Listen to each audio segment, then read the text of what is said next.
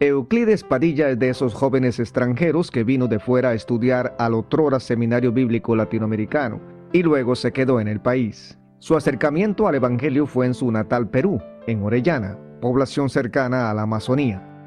En mi casa se reunían un grupo de personas, amigos de mi papá, a leer muchos libros. Y uno de los libros fue de Moody, el famoso evangelista de Chicago. Se llama El Camino hacia Dios. Ellos comentaron esa obra y después yo lo leí y ahí empezó todo. Dios empezó mi vida a cambiar en muchas cosas, sobre todo hacerme de Dios un amigo, ¿verdad? Más adelante se interesa un poco por la Sagrada Escritura y recibe la influencia de una tía que ya había abrazado el Evangelio, especialmente porque le regala a la familia una Biblia.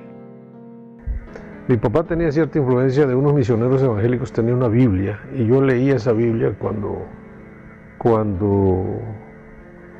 había descubierto el camino de Dios con esa obra de Moody.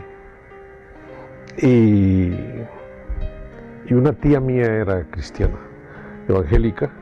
Ella me regaló un Nuevo Testamento y yo me acuerdo, la primera vez que leí el Nuevo Testamento no entendí nada. Era un muchacho como de 15 años. Euclides recuerda que comenzó a congregarse en una pequeña iglesia del pueblo y tiempo más adelante la congregación decidió mandarlo a estudiar a Costa Rica. Y ahí se fundó una iglesita evangélica pastoreado por un profesor laico, un profesor supervisor de educación de la zona, don Álvaro Rengifo, y yo empecé a asistir a esa iglesia. Y él fue mi primer maestro.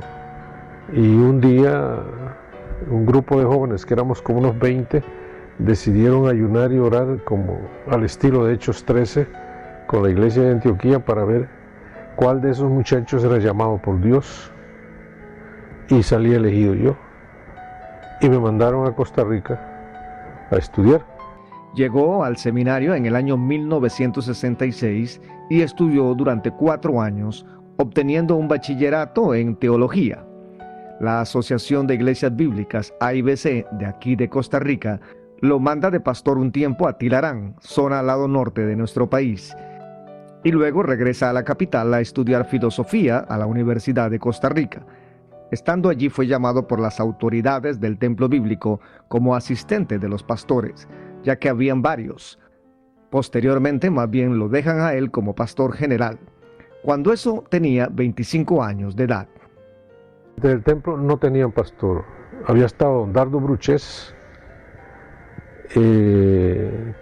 Después él se fue, no sé por qué, y se quedaron sin pastor no sé cuántos años, y a mí me llamaron como asistente de pastor, porque ahí todos eran pastores, ¿verdad? Los ancianos eran Jonás González Viejo, Víctor Monterroso, Wilton Nelson, Rubén Lórez, Rodolfo Cruz, y ahí, toda la plana mayor del pueblo evangélico de esa época. Y yo ahí era un simple asistente, ¿verdad? Pero al año siguiente, debido a el trabajo que hacía, la iglesia decidió elegirme como pastor.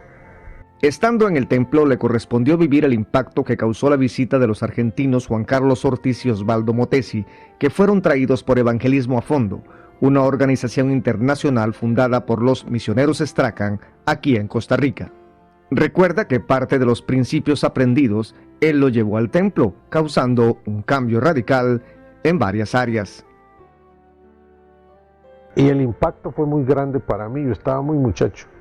Y cuando yo vine al templo, implanté ese modelo que traía el grupo argentino del Movimiento de Renovación Carismática, y pegó.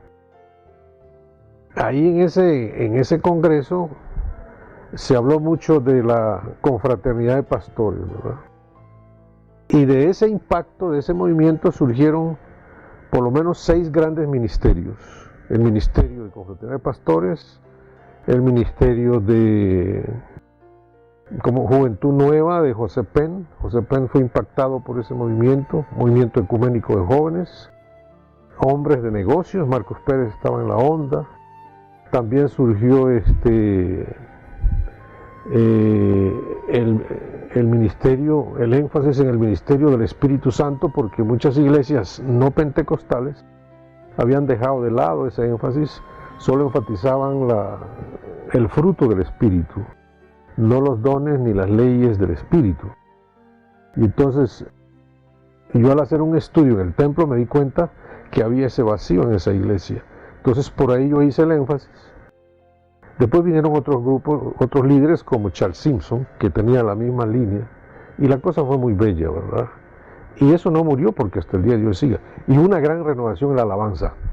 Todo el boom que vivimos ahora en la adoración, en la alabanza, de estos nuevos grandes músicos que hay en la iglesia, empezó ahí. Euclides tuvo que dejar el templo 3 años después, en parte porque algún sector de la congregación no compartía aquellos cambios carismáticos, además que tenía especial interés en continuar su carrera universitaria. Cuando salió del templo bíblico se dedicó junto con don José Pen a apoyar un ministerio interdenominacional de jóvenes denominado Juventud Nueva. Además estuvo durante años inmerso en la Fraternidad de Hombres de Negocios Internacionales junto con Marco Pérez y más adelante con Barry Robert en la Confraternidad Carcelaria Internacional impulsada por Charles Colson, tiempo en que se hizo una buena labor con los privados de libertad en Costa Rica y otros países. En la actualidad, Euclides es asesor de pastores, conferencista internacional y además es profesor de la Universidad Evangélica Latinoamericana, UNELA, y desde hace 15 años como doctor en filosofía, es catedrático de la Universidad de Costa Rica, específicamente en la Escuela de Estudios Generales. En esta institución mantiene una abierta relación con jóvenes universitarios con quienes realiza una labor de evangelismo constante. Don Euclides está casado con la abogada Olga Viales, con quien ha procreado 2 hijas, Alaciel y Luda.